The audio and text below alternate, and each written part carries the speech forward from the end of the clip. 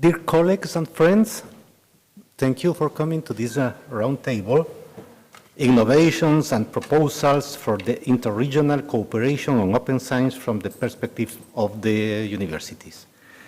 This event is organized by OBREAL Global and the EU-LAC Foundation in the frame of a very extended cooperation between both organizations along the last years. The idea of this roundtable is to follow a long history of academic journeys that we organized in the past. But for this specific roundtable, we organized 2 international academic and reflection forums in the last months with the idea to produce the elements in order to be debated in this roundtable. The main objective of the dialogues was to highlight the policies, practices, and tools that universities in both sides of the region, Europe, Latin America, and the Caribbean, as well Africa and India, have employed in order to achieve goals related with open science. We have highlighted also open science cooperation initiatives between institutions and networks between the regions, and the idea is to try to promote some concepts in order to sustain activities for the future. Open science is not only open access. It has to deal, for example, with academic evaluation, with the mechanisms of recognition of the research task in our different societies, and it relates also to social policies because access is an indicator not only of technology but of social distribution of resources. So in that order of things, we have invited colleagues from Latin America, from Europe, from India, and from Africa. With these brief words, I would like to give the floor to Professor Ramon Torrent, who is going to be the moderator of this roundtable. Okay. Do I talk from here or from there? As you feel more comfortable.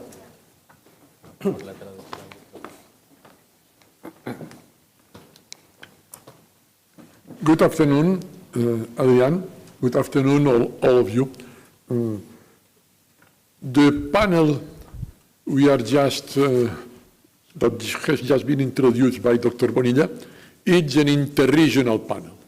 This is an essential component of the panel together with the topic open science. So we have with us, in order, Dr. Oscar Gutierrez, Dr. Oscar Dominguez, the Executive Director of the Colombian Association of Universities, who is in charge also of the presidency of ENLACES, this process that brings together all national associations of universities in Latin America and the Caribbean.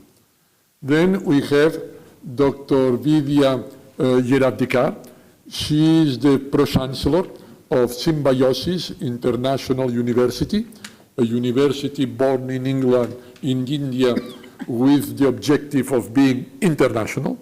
I have learned by heart 2 of their mottos: the world is one family, and at home a way of home, or something like this. And she's also the promoter of the just created Indian Network for the Internationalization of Higher Education. And she also chairs the subsector on higher education in the enormous Indian Federation of Chambers of Commerce and Industry. Then we have Professor Mike Murphy, at the time the boss in Cork University in Ireland, now the president of the European University Association, the association that brings together more than 700 universities, not only in the European Union, but in the wider Europe of the European higher education area. And then we have Professor Olusola Oyebole from Nigeria. He is, since the 1st of October last year, the Secretary General of the Association of African Universities, the only continental association that brings together universities from all countries in Africa, and he's trying to give a new push and a more focused push to the activities of the Association of African Universities. So they will be the 4 speakers, and I will simply limit myself to 3 questions, without intending then to summarize what people say. This I have never liked. I imagine that speakers are much better than moderators at summarizing what they want to say.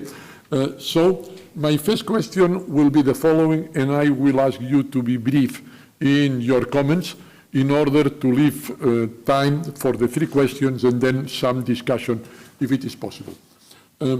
Dr. Bonilla has emphasized open science as a social policy. I think I do not misunderstand him when he looks at open science as science for society and covering wide societal goals. So my first question would be, what are the concepts of how is open science considered in your respective regions or countries? And what is the sense of direction do you think open science can take in the next few years or the next couple of decades, or at least the next decade until the next World Higher Education Conference from UNESCO? So please, Oscar, puedes comenzar. Ramón, a usted buenas tardes. Thank you very much. Good afternoon. Thanks to EU-LAC and OBREAL for inviting us to this dialogue.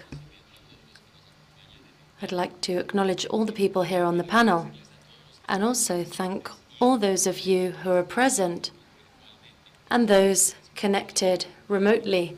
I'd like to answer the question by trying to talk about what we're doing in Colombia in particular, and in particular what we're reading about in Latin America, which, as Ramon was saying, we can do that based on our representation on the Colombian Association of Universities and from EU-LAC. I'm sure that you know we've got 16 Latin American countries, 3 associations and university workers and other associations. And to make the best use of time we've got to say what we're doing. In Colombia in particular, we've spent the past 2 years thinking about what this is and what it isn't. What is open science and open access and what it isn't. And based on that, we can start to look at the huge possibility of what Adrián Bonilla was talking about, of open science and the impact of it, and how we can find the best way to deal with it. Traditionally, in Colombia, there was one of the things we identified when we asked what it is and what it isn't. And what we resolved from the outset was open information that's available to all to make us, to enable us to resolve problems. And what it isn't is it's not free for everyone. That was the initial debate we held.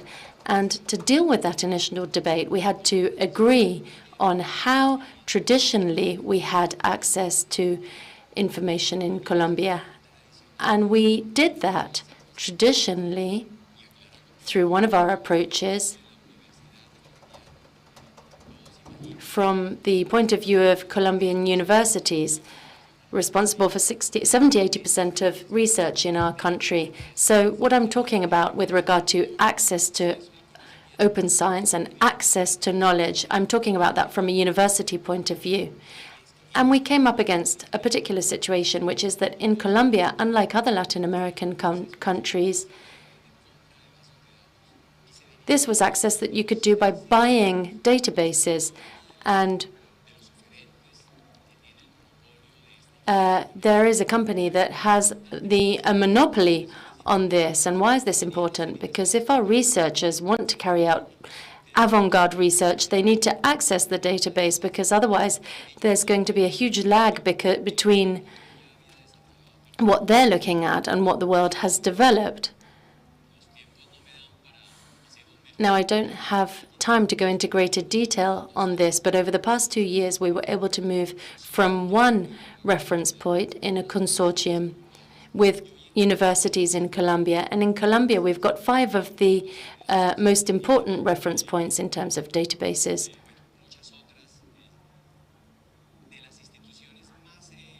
And we have some of the most representative institutions regarding this supply of information. So Colombian universities can have up-to-date information in order to carry out research. Now, this was based on phases, but just to give you an idea of what happened, because we're still thinking about the fact that we need to pay for information, but we had to have favorable negotiation. And we carried out negotiation, and if we'd continued with this without universities being involved, we were paying about $54 million. Now that negotiation is worth $11 million in Colombia, thanks to the incorporation of universities. We, as information consumers, were able to negotiate.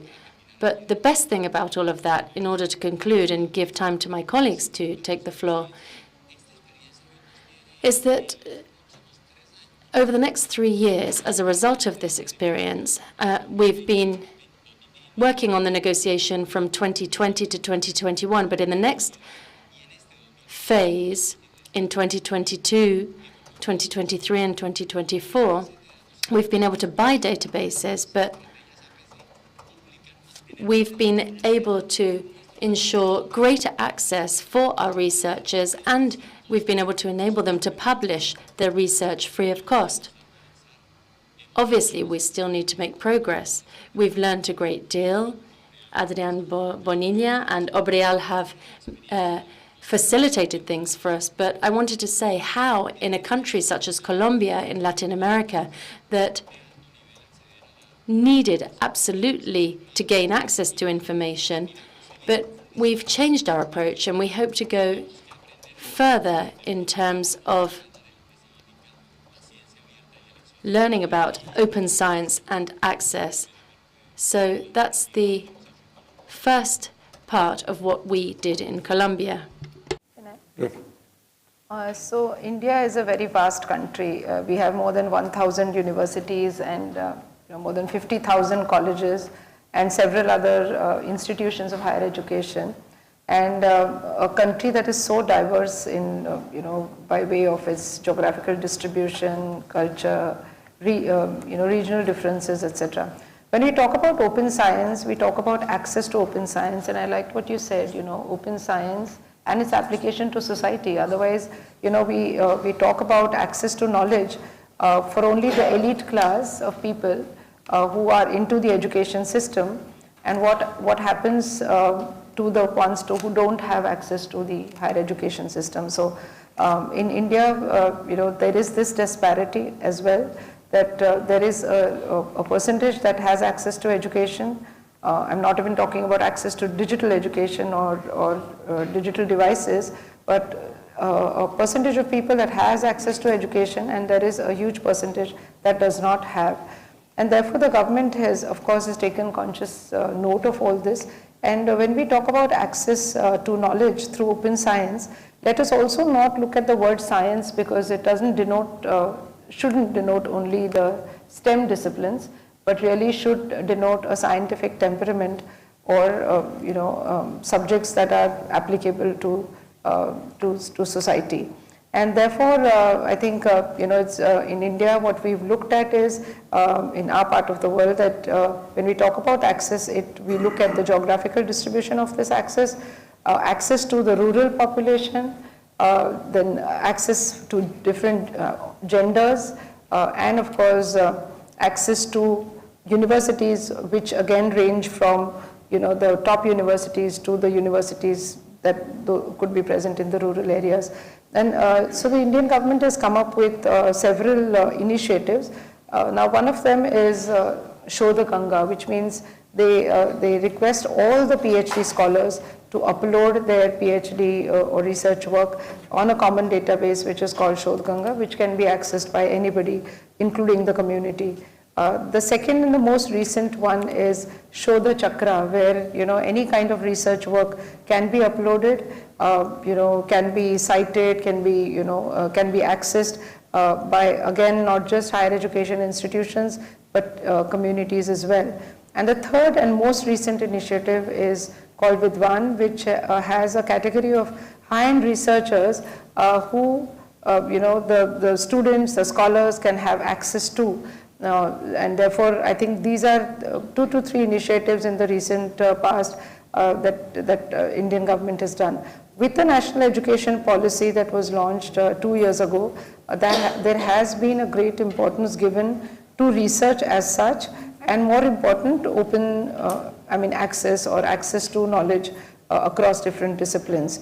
I think at an institutional level, we also need to look at how do we give access to this knowledge to not just our faculty members, but PhD scholars, but also to students and the community that surrounds us. Now, can we do that? Again, in a country like ours, when this access is more digital, does it really reach the unreached?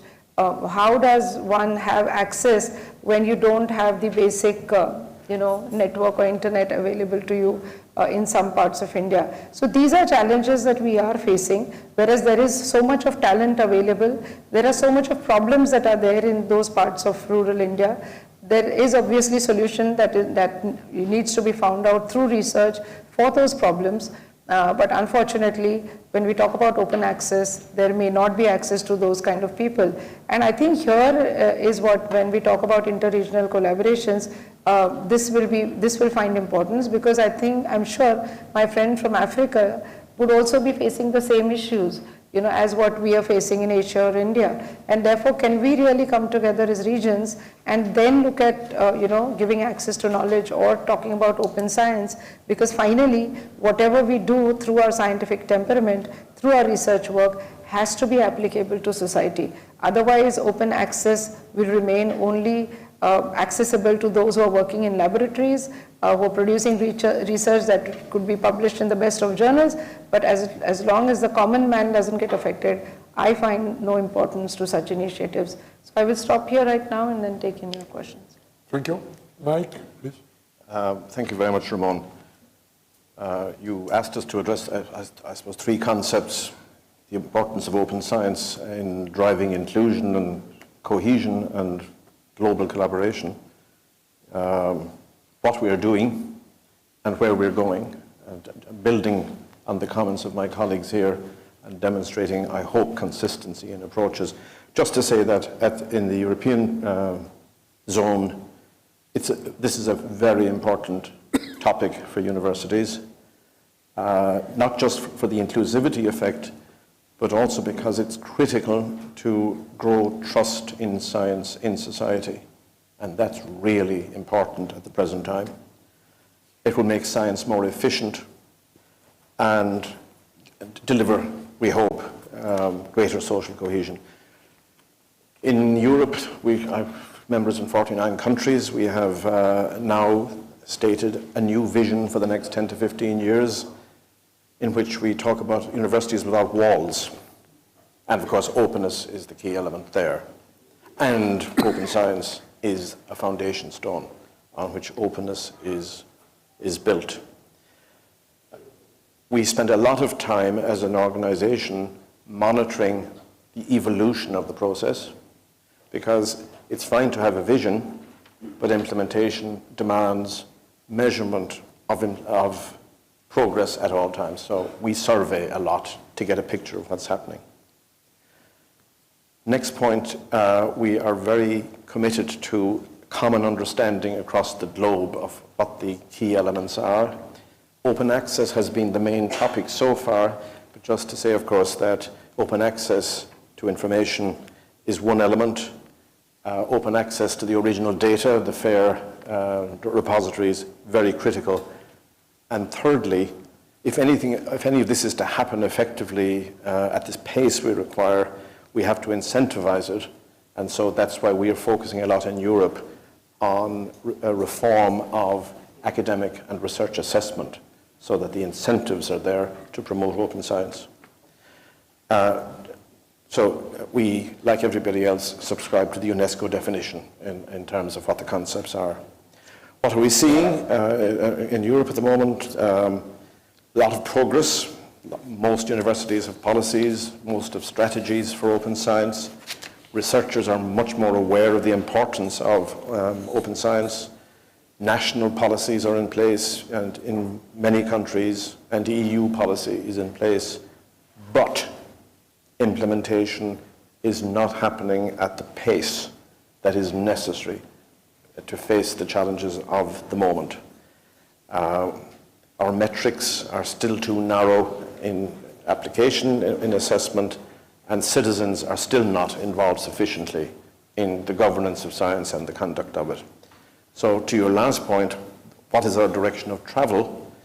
It is essentially focusing now on building coalitions of the willing who will champion the agenda, demonstrate its feasibility to those who are not yet convinced.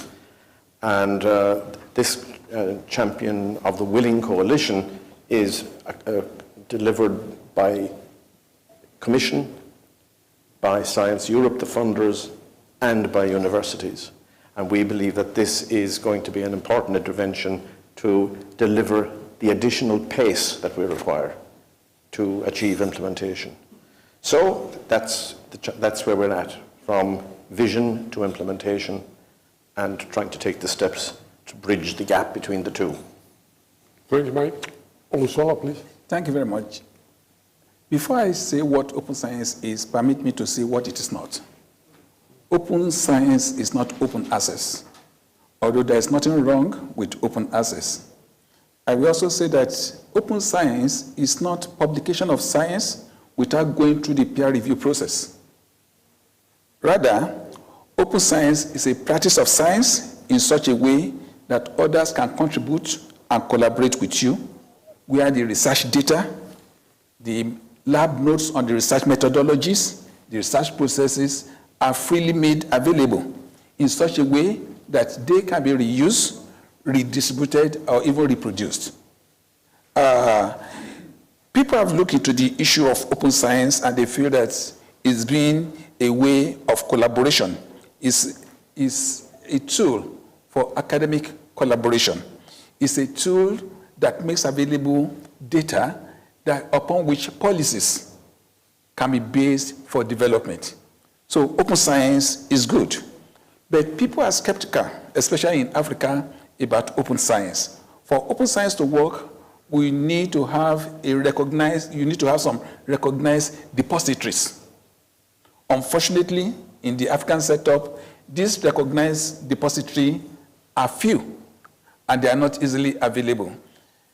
The second thing is that researchers in Africa still need to be informed about open science, because for open science to be successful, you need a level of trust. That level of trust will need to be confirmed to the scientists. What I would say about it is that open science is still a new development in Africa, and people still need to know much about it, but it has a lot of benefit for collaboration, for development. It's for the policymakers. They need the data that open science will produce for them to take policy decisions. Thank you. Thank you. Thanks to all of you. I will come to my second question that will address open science and international relations. In fact, we are in the framework of a World Higher Education Conference in two directions. How open science can benefit from international and in particular interregional cooperation, and in the other direction, how open science can contribute to a more effective, a more impactful, a more better for society international and interregional cooperation. If you are able to give some thoughts, this is not so much a question, to give some thoughts in this back and forward relationship. Ramón, gracias. Sobre eso creo que Well, thank you. On that, and listening to my colleagues, I think that in Colombia we're trying to progress in describing this scenario, and when we look around Latin America, we can see that we're making good progress, and this is a beautiful pretext, if you allow me to put it that way. Everything that has to do with accessing information and making information available for science. We have a whole host of examples of repositories. We have university researchers that have gone away from commodifying information and have made these repositories available. We have several examples in Latin America, and we've begun to change the way we accessed knowledge and the way we enabled our societies to connect. I like the European outlook that Michael Murphy gave us. The colleagues who spoke before me spoke about this.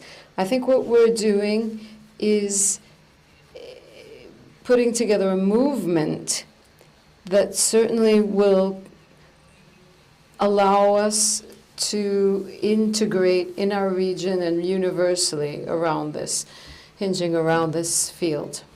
And I think that, well, first of all, we can see how governments are understanding that these initiatives need to be supported. And secondly, and I think the greatest push is being given by Latin American researchers, and those platforms, those repositories, and those who are offering databases in Latin America. We're seeing ourselves differently. And there's a risk out there, and I'm putting this forward because it needs to be put forward here. We can see that today higher education is where research is going on the most in Latin America. There are profit-driven private entities that makes things a bit complex, a bit strange. However, I do believe that at least Latin American researchers representing universities where they work, year in and year out, have been showing us their results.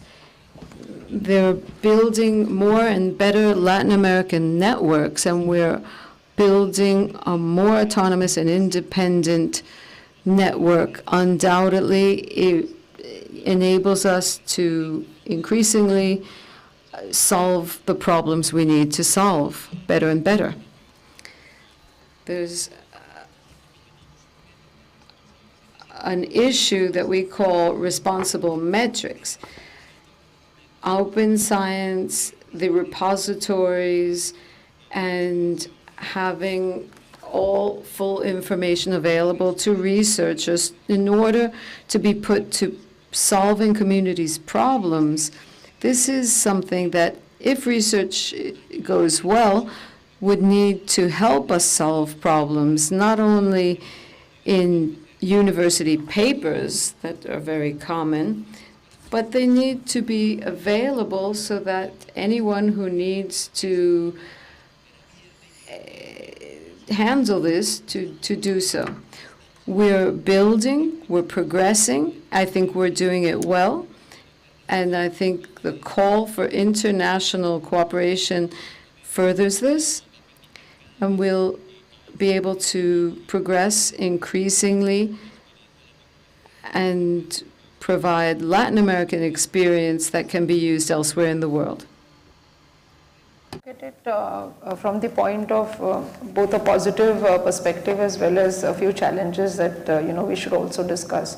So obviously after the pandemic, everybody knows that interregional collaboration and access to science as such and all the other aspects of science, definitely interregional collaboration will play a major role. So it is both ways that open science will help develop interregional collaborations, and interregional collaborations will help open science to be accessed by the scientific community across the world.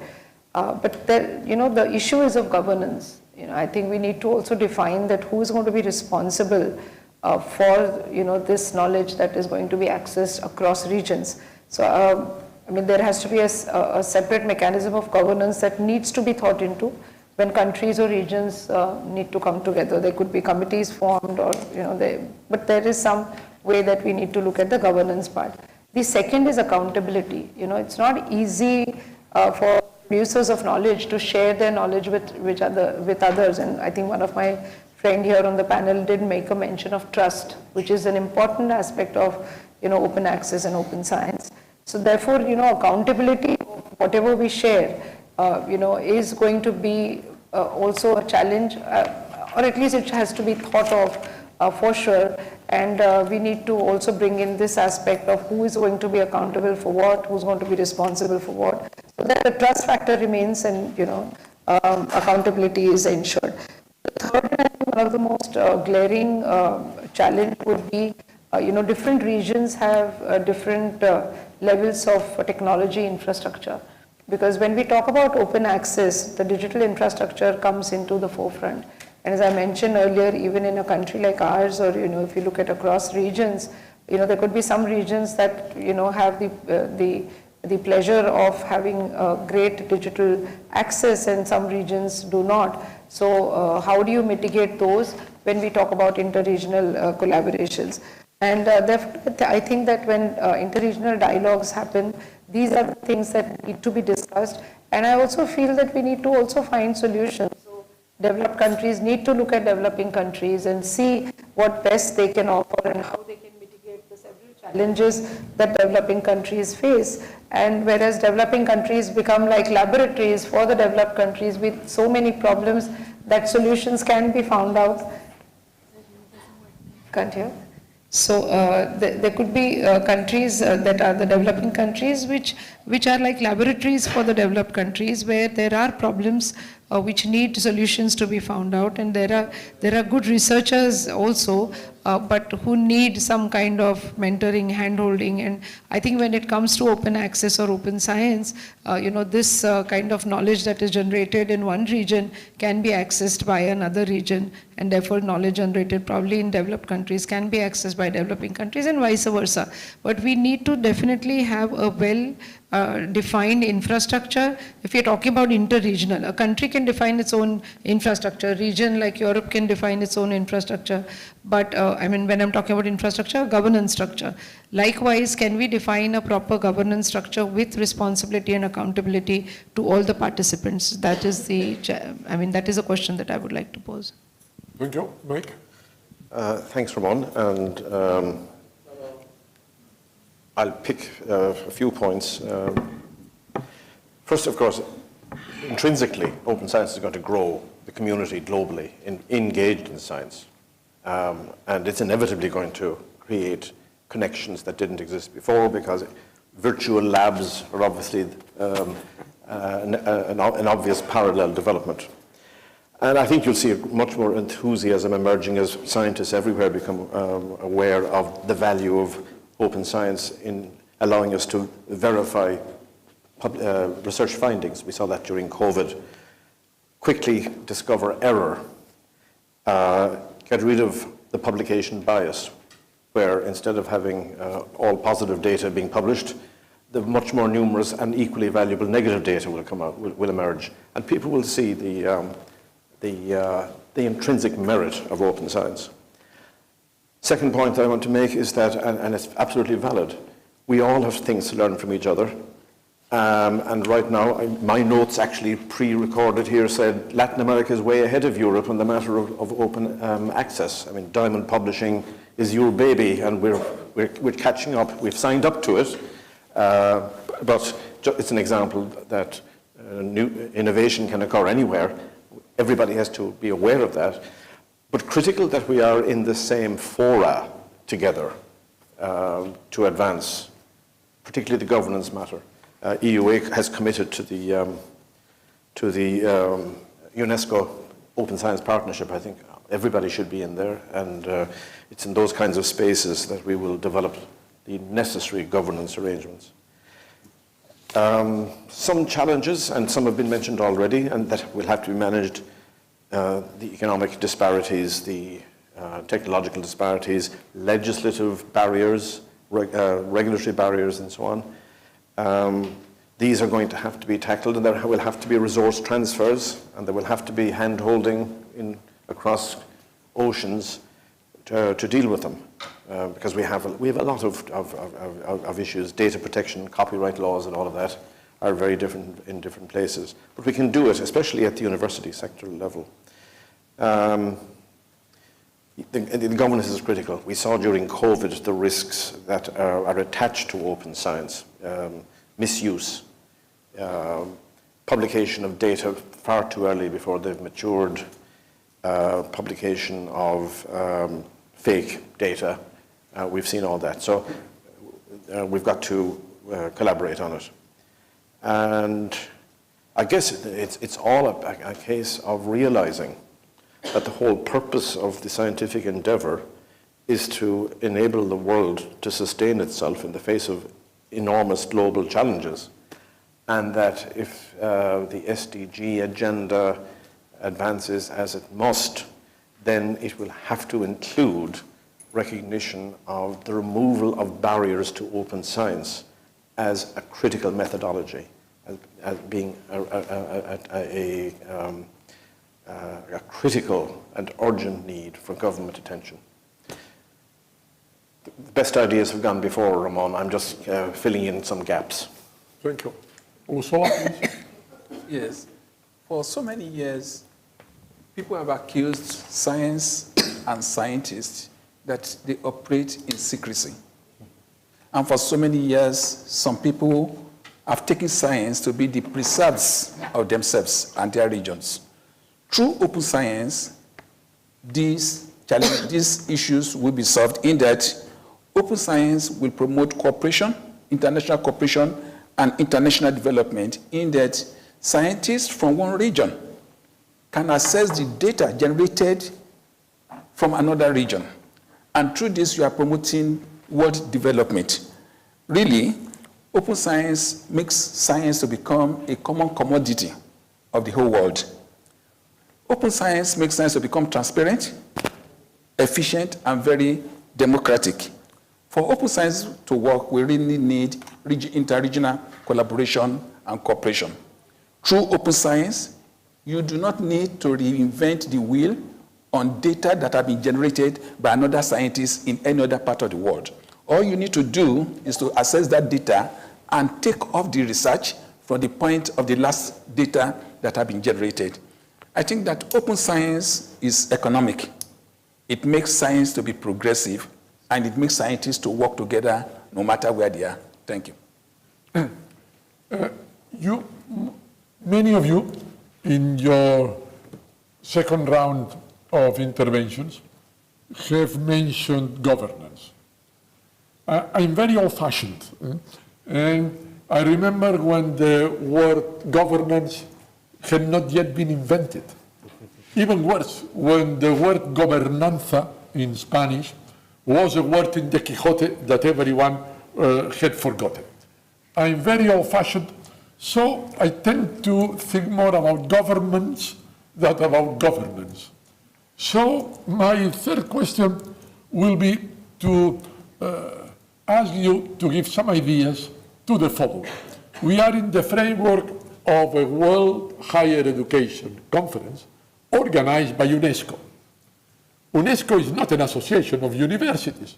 UNESCO is UNESCO, an international organization established by an international agreement ratified with parliaments and in which governments participate. Do you have some idea concerning your governance or my government on what to tell to ministers who would be in the room about promoting open science, and open science in the widest possible meaning? Governance, please, go ahead with governance. Some ideas on governance. Yo creo que Sorry, and don't forget, governance very often means laws and changing legislation. Regulation. no, yo Well, if I might, I could tell you that we're envisaging what we're trying to build in Colombia, and what we're observing in Latin America, is that there's a whole movement looking towards transformations, and we have to say so, Ramon, at least in my country, many Latin American countries have included this as part of transformation. The message is undoubtedly, as those who have spoken have said, we need a governmental policy to favor this initiative, to enable us to make strides, knowing that there is a counter current from capital and economic movements that want the knowledge for themselves, and we have goodwill that generates fears. But Michael Murphy specifically mentioned this, that counter current where there are certain researchers who could find in open science a method that isn't exactly clean in order to continue their research. And I'm referring to practices that, well, when a person that finds information available turned it into his or her own and reinterpret it. So we need to have all of this mature, and each and every one of us in Latin America from his or her own country and government needs to interpret the best way to tackle this. And as we're seeing in our country, it needs to be on the agenda as a theme for ongoing debate. We need to shore up open science currents and movements. We need to make sure that the knowledge is there in repositories. I'm sorry to belabor all this, but I just want to give you one example. We had a panel in Colombia a while ago talking about open science. In the pandemic, in Latin America, citing that as an example, the only country who used its knowledge available to put it to solve the pandemic problems was Cuba, and no one else took up that lead. We just went out to buy the knowledge. So this is something we have built and we can continue to build. Yeah. So when we talk about governance, I don't know whether it really means government, Ramon, because governance also means self-governance. I mean, how many of eminent researchers or senior researchers also want to share their knowledge, with others? I mean, if you look at, just institutions within themselves, it's not so open amongst researchers to share what they've generated to their fellow colleagues, even at the institutional level.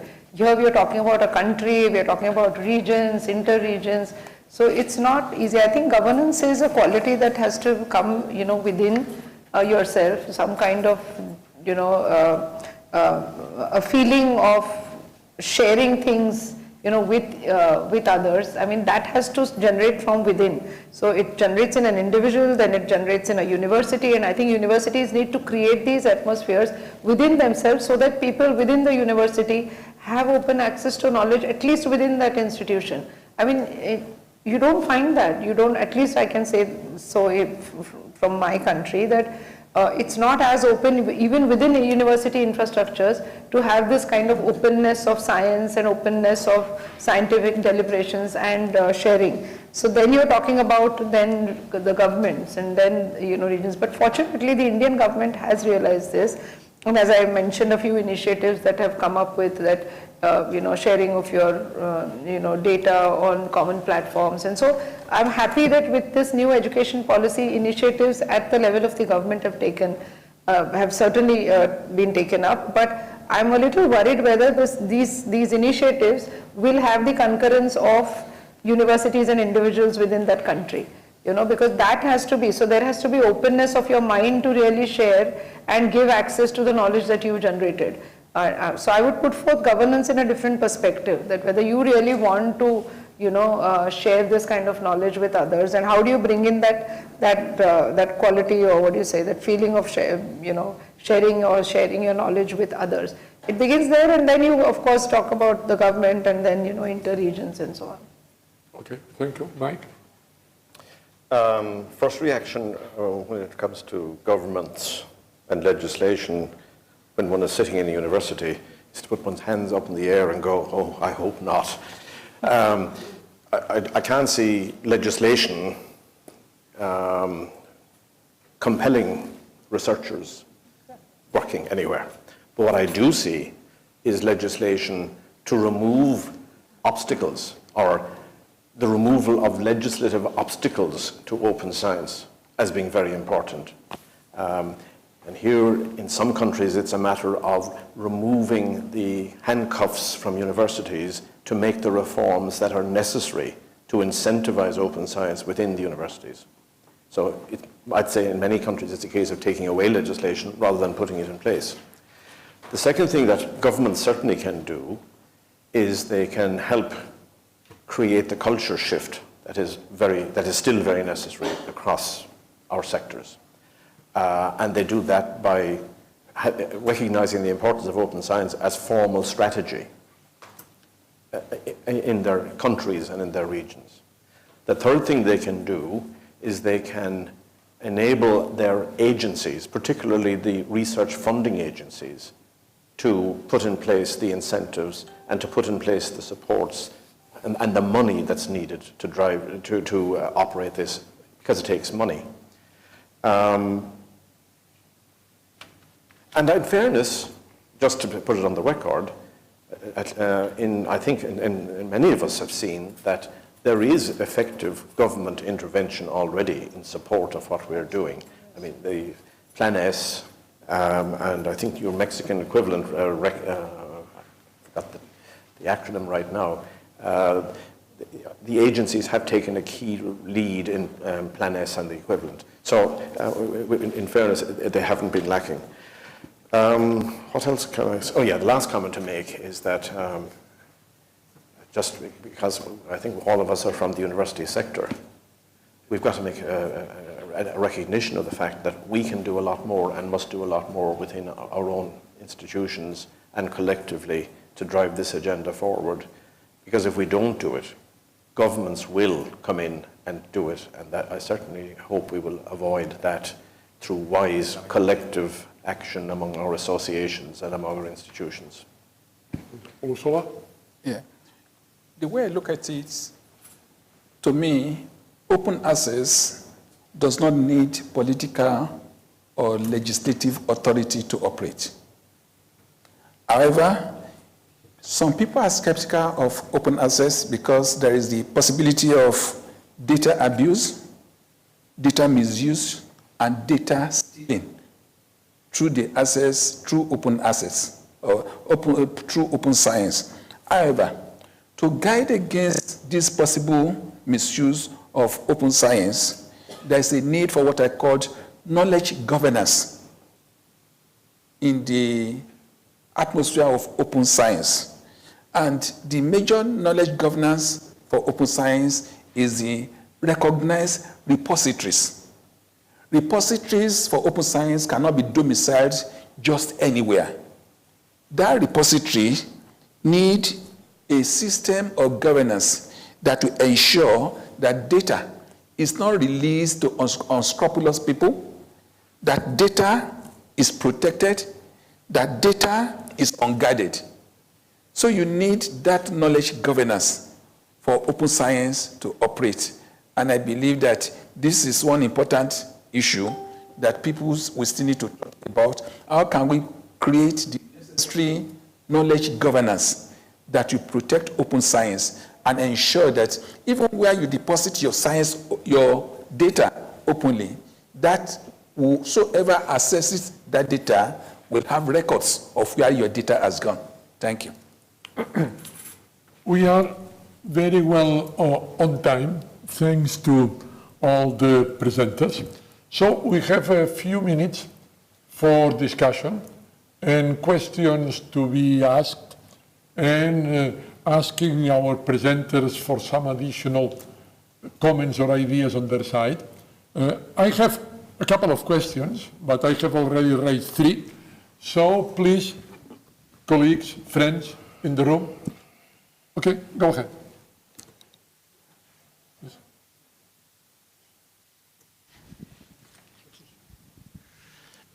Hola, buenos días. Bueno. Good afternoon. My question is for the Colombian speaker. Could you explain a little bit more about the initiatives that are being carried out? I think they are to place open science, make it available for the community. I'd like to know a little bit about that, please. We're making progress. First, understanding that currently we can't have knowledge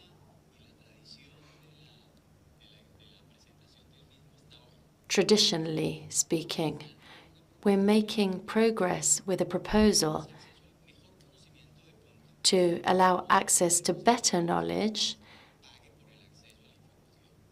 according to the traditional method of paying for access to information. But within that traditional model, which is traditional in Latin America, and that's negotiated by the governments. But in Colombia, it's higher education institutes that are negotiating. And within those negotiations, we're managing to pay to have access to databases, but also to be able to publish information by our researchers and scientists and publish that and make it openly available. That's significant progress in Latin America. We're learning. Currently, nothing's concluded, but the other elements that we spoke about here, governance, trust, what Dr. or Professor Ursula Olusola was saying about being properly placed to have access to knowledge, that all has to do with that ecosystem of trust. Now, personally speaking, I think that the countercurrent to open science is in the whole business of knowledge, and it's going to be really hard for those who don't have, those who do have knowledge, that is the major multinationals and companies. They can take advantage of those of us who are carrying out a solidarity-based democratic exercise, a good faith exercise of making information available so that they can take advantage of it. Here it's not a one-way process. It's a matter of those who have the most information making it available to everybody. And really, it would appear that those who have the least access to information are those who are learning to make it available. So it's not working in the right way. We're all going to have to learn. It's not just a matter of government regulation, but learning how to do this amongst ourselves. This is a personal point of view, but I think you can understand perfectly what we're talking about here. Just to add a comment on this, that, of course, beyond access to scientific output, the public will generally need and appreciate interpretation, or at least guidance on interpretation, because we all know the capacity of society to arrive at very diverse conclusions based on the same information. I've been very impressed over the past 25 years by what I would call an exemplar in the field of medicine, which is my background. In the United Kingdom, there is a phenomenon called the Cochrane Collaboration, based at Oxford University, which provides a service in that it collates the scientific information about a wide range of topics and provides a critical analysis of that scientific information and the range of conclusions that can be validly taken.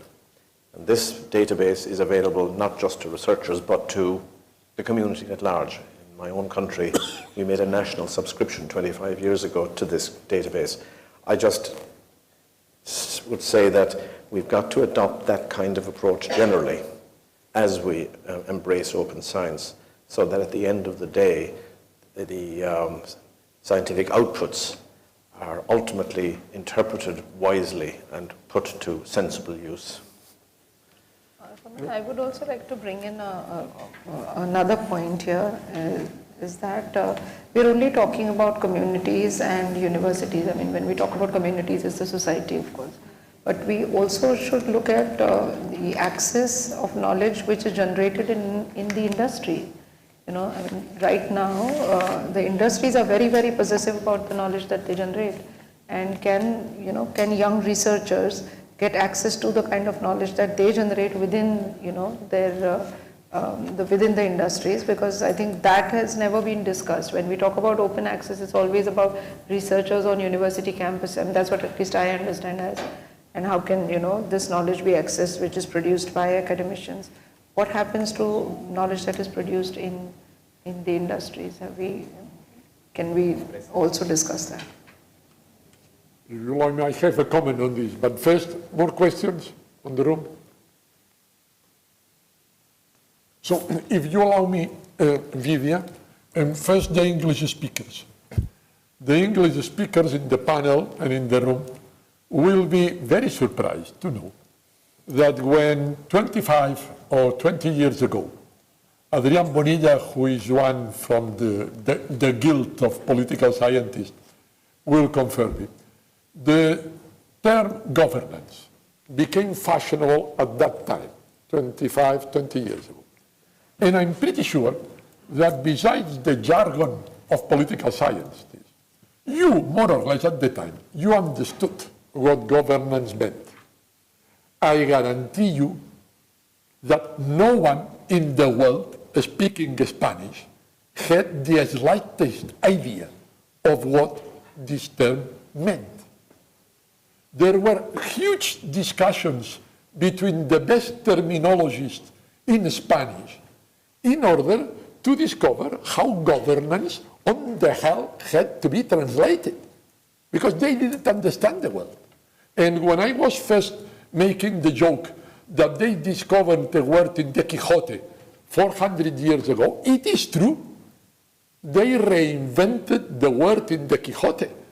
I was very good friend in Brussels at the time of some of the interpreters and terminologists that did this. So this is why, by the way, OBREAL Global is so fond of multilingualism, because people think that we understand each other when it is not true. So when I was joking, I agree with you about governance and government is not the same thing, and I understand you, and I share you. But my point is to say that it's very nice to talk in English about governance without knowing how this can be said in Spanish and even now in French. Not to talk about Swahili or another language. So this is my first point. The second point is that I don't know a word about open science. I'm very modest in this. But I know something about international economic relations. So when you, Olusola, talk about science, a global commodity, this I understood. The problem, Olusola, is that science is not a global commodity. And that there is an international agreement signed by nearly all countries in the world that prohibits science being a global commodity. And this is the agreement on trade-related intellectual property rights in the World Trade Organization that imposes the obligation to have in force legislations, regulations that made very clear that science is not only global, it is national. But it is not national, but it is of the companies. And because of this, I'm very thankful to Vivian for having raised this point. This is very tricky. It's very conflictive, because it's very nice to talk about open science, but to talk about access to open patents for vaccines against COVID is much more tricky. And the points of view of India with the more important generic industry sector in the pharmaceutical industry, imagine, I think, would be quite different from the one in Switzerland or in Germany or in the United Kingdom. And we must be aware of this. So this is why I do not want to reintroduce the question about governance and government and so on, but I think that this, in any case, is an approach to the discussion that must be emphasized. So please, I would ask again to the audience or to the speakers, to the presenters among themselves, if there is another question. If there is no other question, my concluding reflections will take less than 2 minutes, and then it will be up to you, Adrian, to bring the session to a close. So Raman, can I just, so culturally we are all very different people when it comes to different regions, right? And here we are talking about open access, open science, which means access to knowledge that has been produced in any part of the world. Now, how do you make a cultural shift of the mindset of people, of organizations, of universities, of countries? And I agree with my friend here that, politicians and governments do not really interfere and say that, don't share your knowledge. In fact, they are trying to say that please share your knowledge. I think it is the mindset of people which prohibits, open access in many countries.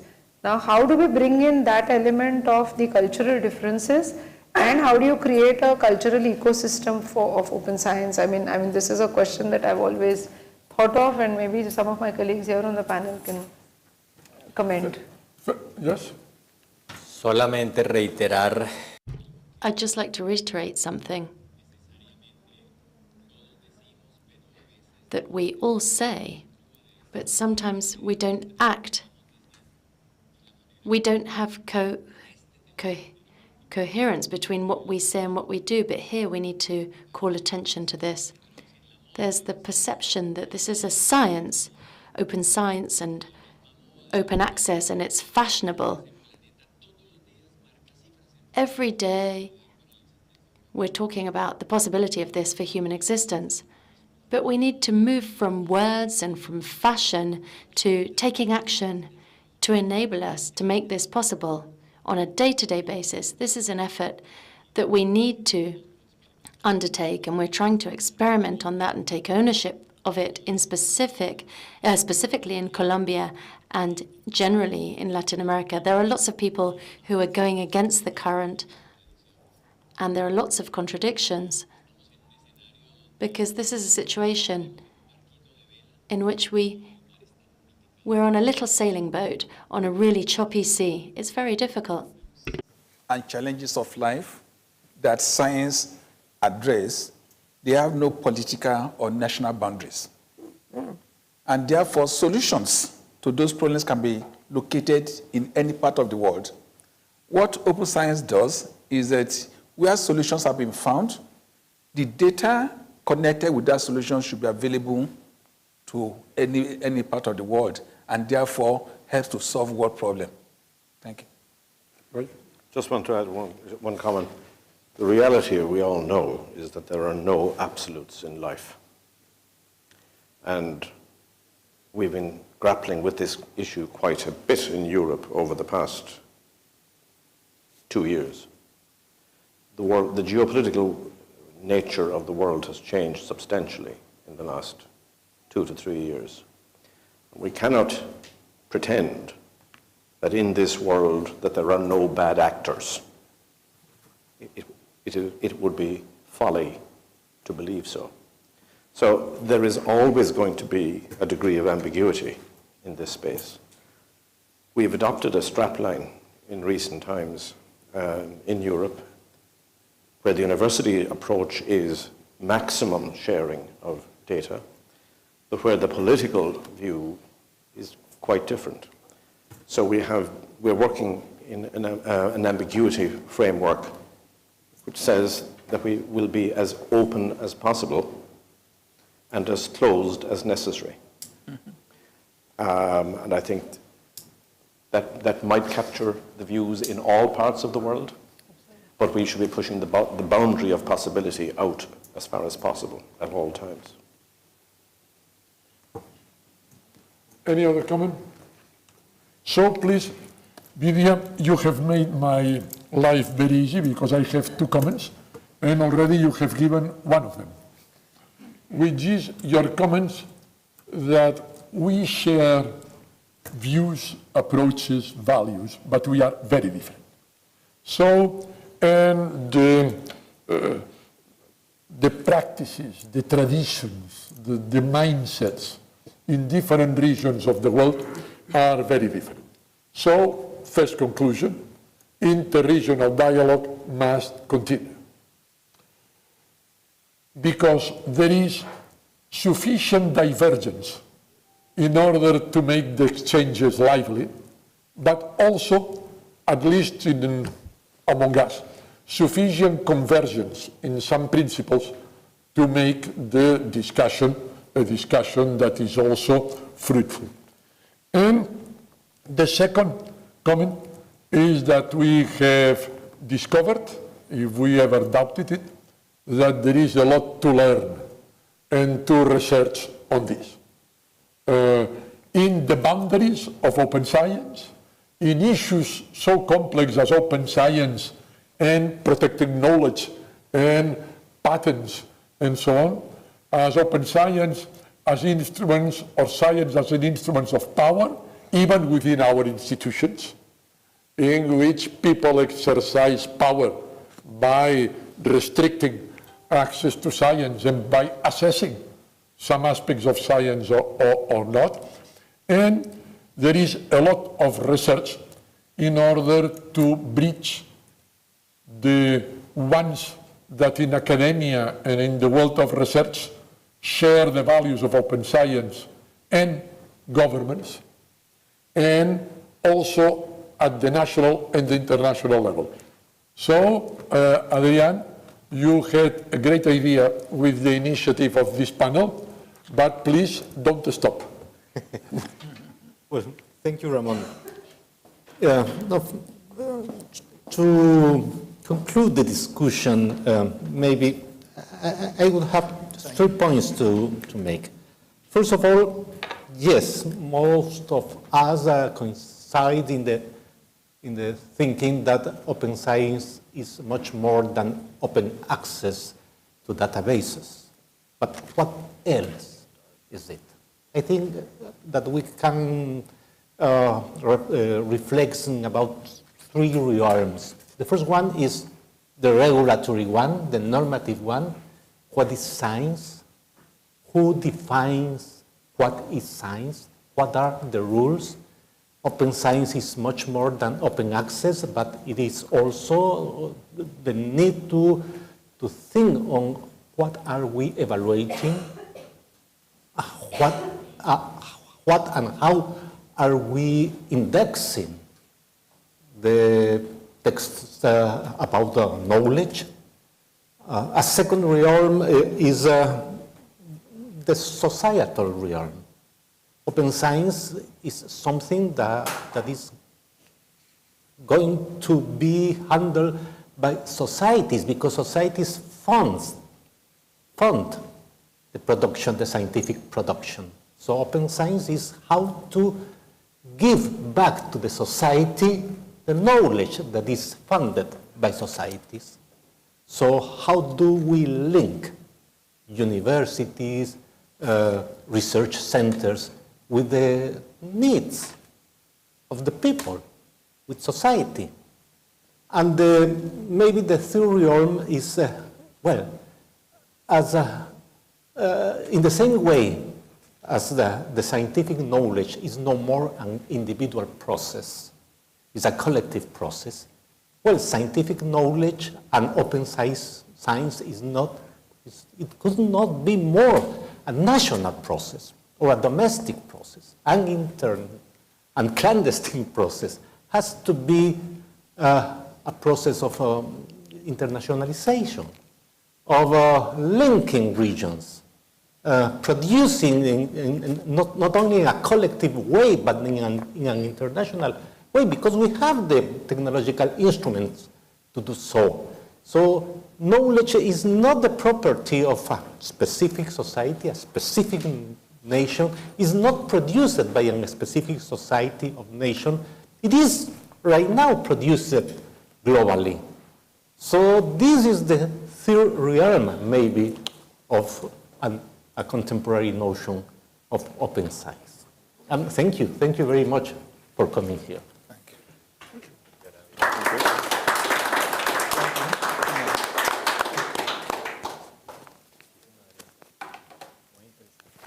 We're dismissed.